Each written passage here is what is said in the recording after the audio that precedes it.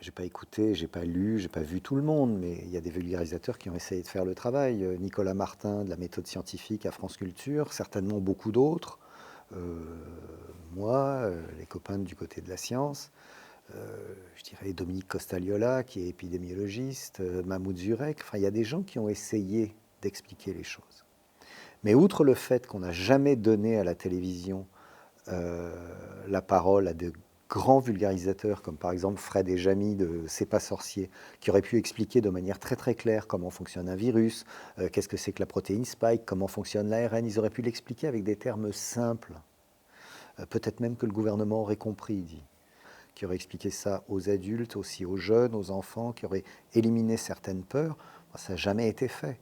Et les vulgarisateurs se sont retrouvés en ordre dispersé face à un tombereau purulent de merde qui sortait des chaînes de désinformation continue pour essayer d'augmenter le chaos, pour faire du buzz, pour faire de l'audience, quitte à raconter n'importe quoi et à mettre des types qui clairement avaient des problèmes psychiatriques en première ligne pour qu'ils puissent sortir leurs âneries. Je pense que si la science, l'idée même de la vérité scientifique, c'est une petite flamme, bah, certains d'entre nous essayons de la tenir entre nos mains, mais ça va être difficile de le faire tout seul parce que le mensonge s'est installé comme comme une réalité. En politique, ça fait des années que des hommes politiques affirment le lendemain le contraire de ce qu'ils disaient la veille, et on les laisse faire.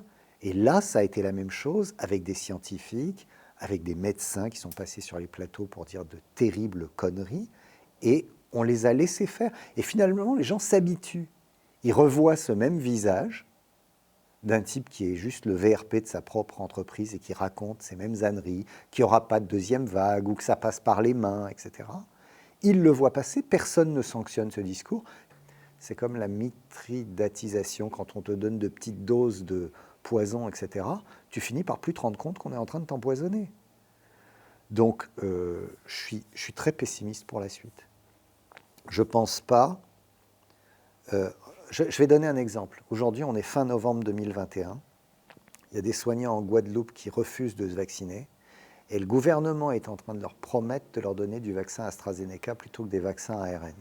Autrement dit, ces gens ont été tellement désinformés qu'ils sont en train de prendre un vaccin moins efficace avec des risques de thrombophlébite cérébrale et viscérale importants plutôt que le vaccin ARN qui est plus sûr. Ben, j'ai envie de dire que la désinformation tue et que pour le moment, c'est totalement impuni.